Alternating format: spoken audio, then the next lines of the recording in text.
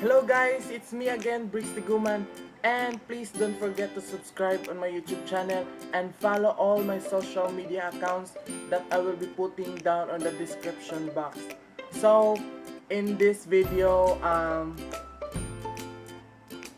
isi-share ko sa inyo yung mga nalalaman kong mga Korean words before from being a K-pop fan, Korean lover, or whatever tungkol sa South Korea. So, ito mga basic words na ito na ituturo ko sa inyo is makakatulong to kung gusto nyong mag-travel doon sa South Korea, which is siguro syempre makikipag communicate kayo sa mga Koreans doon, but communicate in a sense na yung para lang formal-formalan, kasi wala naman tayong masyadong alam na hindi naman tayo ganun mga Pinoy na mag-speak ng Korean, hindi tayo ganun ka-fluent fluent mag-speak ng Korean, kasi nga Filipino tayo, diba?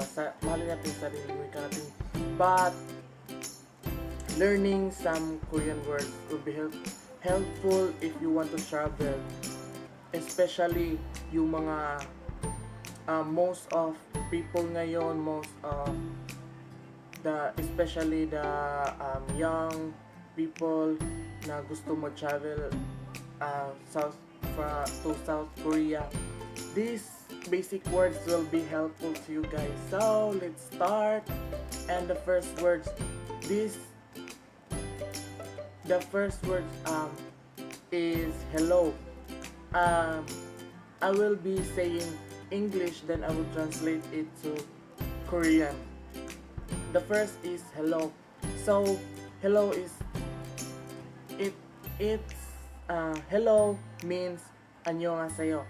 Annyeonghaseyo.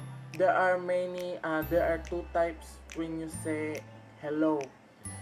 When you talk to someone, or you'll be entering some stores, or when you are in the phone, or yung sumasagot ka ng telepono at may tinatawag ka, example sa hotel.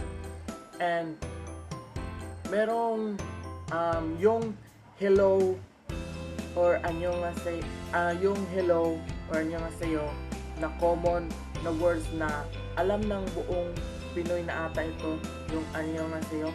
But there are two words na i-translate sa Korean language. Yung hello na annyeonghaseyo, kung yung hindi naman makikipag-communicate, but when you enter some store, yun nga kasasabi ko lang kanina, and when you meet someone, so yun yung proper hello na annyeonghaseyo. When someone you kana basta nahirap mag-English, so basta annyeonghaseyo, kung para na rin yung respeto sa mga Korean na tawag dito, nakakatagpo mo sa travel mo dyan sa South Korea. And yung pangalawang ibig sabihin ng hello, kung nasa phone ka, on the phone, ang sasabihin mo instead na annyeonghaseyo, ay ang sasabihin mo yoboseyo. Pag nasa telepono ka, example, may taro ka, tring yoboseyo, because yung yoboseyo is formal kung tumatawag ka sa phone, yung annyeonghaseyo is formal when you communicate with someone. So number 2, yung hindi naman siguro mawawala yung good night. So number 2 natin is good night, which is pare-pareho lang sa good afternoon or good morning. Correct me if I am wrong, but I am not sharing these Korean some words to impress everyone, but I am sharing this because it is what I've learned but I am not perfect person or individual na makakaano ng Korean words. But kung may kamalian man ako sa pag-intindi ng Korean language, pasensya na. So balik tayo guys. So number 2 is yung good night.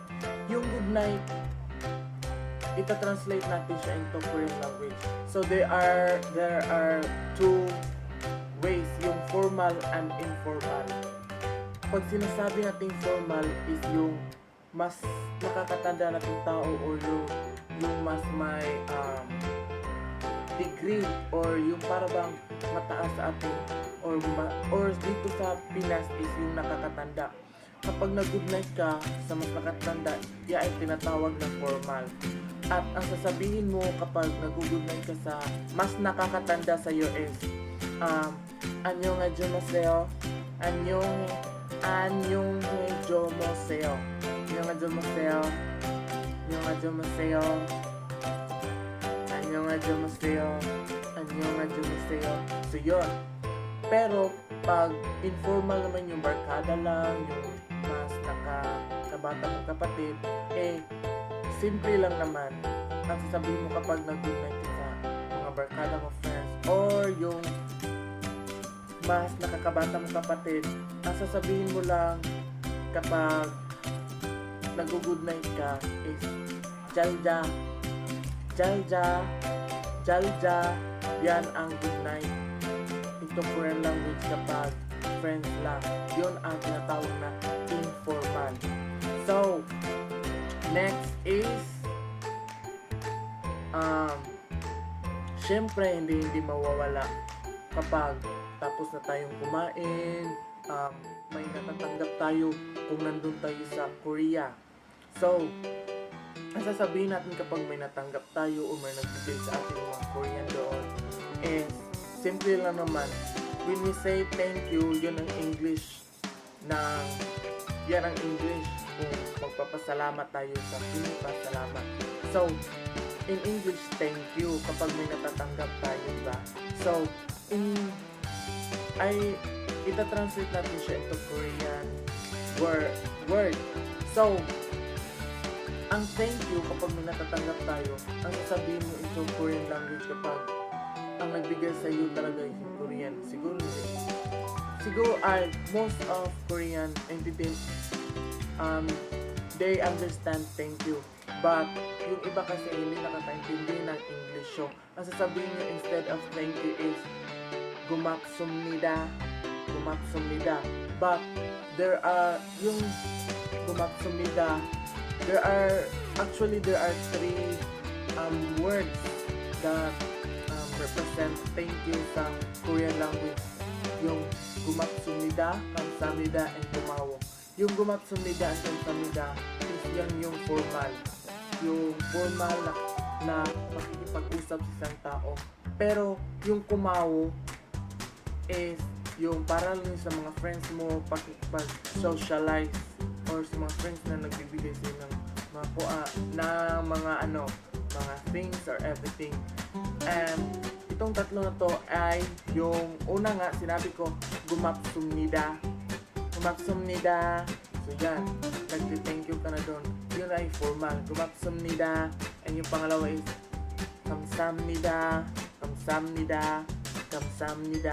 And yung pangatlo, which is informal way of saying thank you doon sa Korea, is yung kumaw. Kapag nagtatanggap ka ng example, binigyan ka ng makeup product, so na friends mo, sabihin mo kumaw, chingo kumaw, ganon. So, hindi ko na yun yung pangatlo nating word. And yung pang-apat natin is siguro kapag meron tayong nagawang kasalanan dun or may nabangga tayo kapag lakad-lakad. So kailangan nating mag-sorry or magpatawad. Sabihin na yung sorry is ang translation noon sa Korean is 죄송합니다. Actually, there are two translation of sorry into Korean language.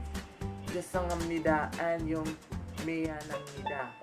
Yung 죄송합니다 is formal ata. Yung nakalimutan ko na formal. Basta yun yung makikipag ano ka sa iyong friends.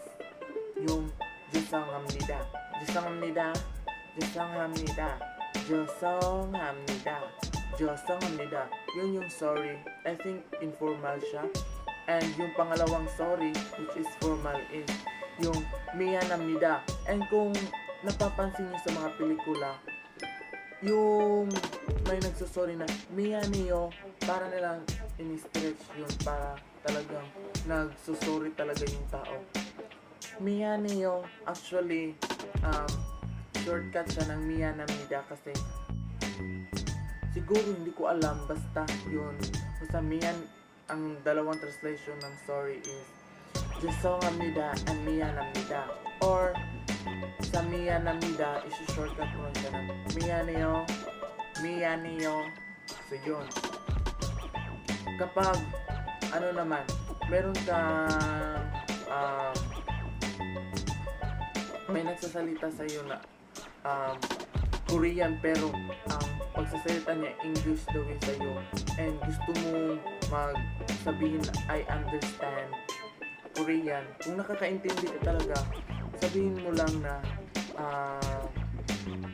nakalimutan ko na, wait isa.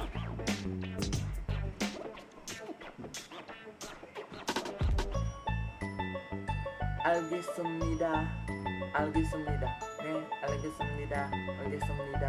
Which is I understand. So, yun yung mga Korean basic words na aking na-share sa inyo. Recap tayo guys. Yung una is yung hello, which is the 안녕하세요 and 여보세요 when you are on the phone. Pangalawa naman is yung good night. Yung good night,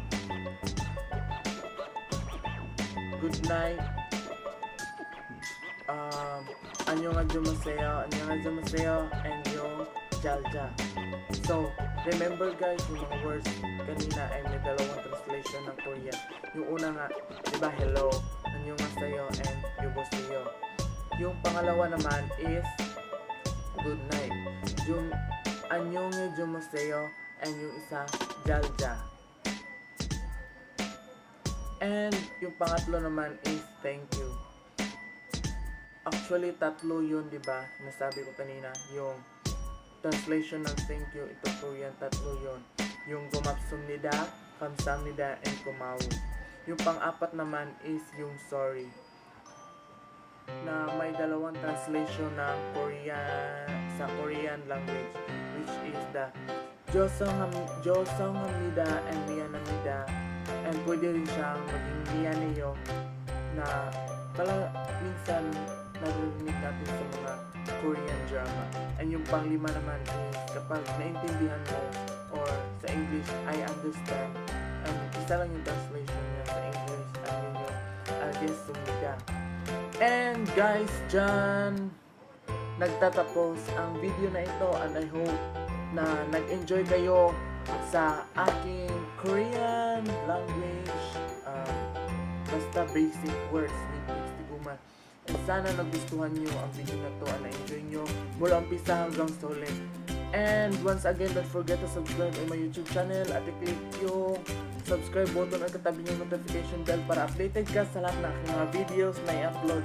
And I hope to see you on my next vlog. Not vlog, I hope to see you on my next video. Bye!